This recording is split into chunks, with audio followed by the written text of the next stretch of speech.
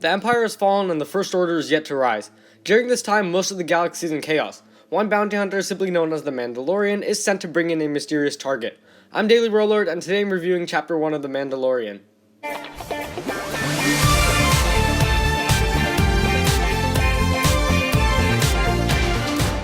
Hey everyone, welcome back to the channel. Aside from Ninjago, I also really love Star Wars, and I finally got around to starting the new series called The Mandalorian, and I will be reviewing the episodes as they release. These reviews won't be too long, and I also need to catch up on the other two chapters that have been released. And I should also mention that, of course, spoilers for the first chapter are in this video. But anyways, let's get right into it. Perhaps the best part about Star Wars is how unique of a world or galaxy it has. There are so many different characters and settings, and while the sequels don't necessarily feel like the Star Wars we know and love, The Mandalorian definitely does. It does an excellent job at capturing the more chaotic side of the galaxy. While the prequels focus heavily on politics and stuff, this is the exact opposite. We get to see a side of the galaxy filled with thugs and criminals.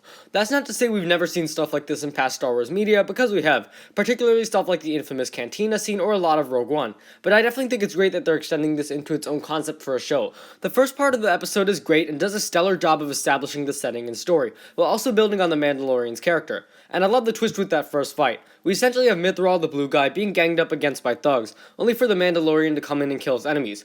5 syllables is a lot to say, so let's just call him Mando for short. The turn of events takes place, and Mythrol is actually taken by Mando. Later on, Mythrol tries to escape, but Mando catches him doing so and freezes him in carbonite. These first scenes don't contribute to the main plot much, but they do very well with quickly establishing Mando as a dangerous force. And I should also say that a lot of the lines are very cool too. Then let's talk about the main fight of the episode. When Mando arrives at the desert planet, he finds out that a bounty droid, IG-11, is after the same target. The two quickly allying team up against their opponents, who have the target in their possession. I really like the dynamic between these two bounty hunters. They're both after the same prize, but managed to team up for some time. Even though this alliance didn't last long, it was still fun to see. The fight dragged on a bit, but it was still enjoyable to watch nonetheless. The big twist comes with the target actually being the adorable baby Yoda. He's not actually Yoda, but is from the same species. Despite being biologically a baby, he's actually half a century old. Another turn of events takes place. IG-11 is about to kill the baby when Mando shoots the droid. This was an awesome twist and was a great cliffhanger for the end of the episode. And these probably were my favorite parts of the episode. The beginning and end parts are generally pretty strong. Overall, the episode is a great setup for the story while also adding more to the world of Star Wars itself.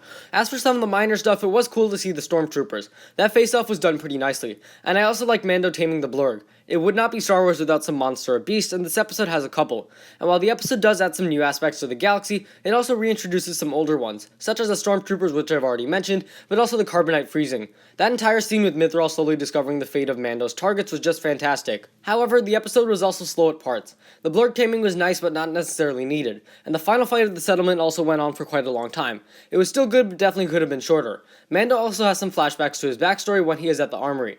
These flashbacks were nice but weren't, at least in my opinion, entirely appropriate to the scene itself.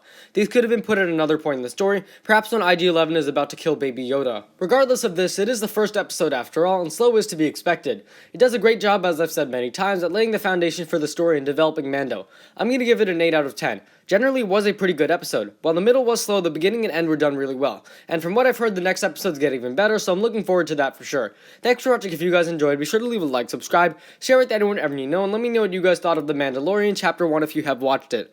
Once again, thanks for watching, and I will see you next time.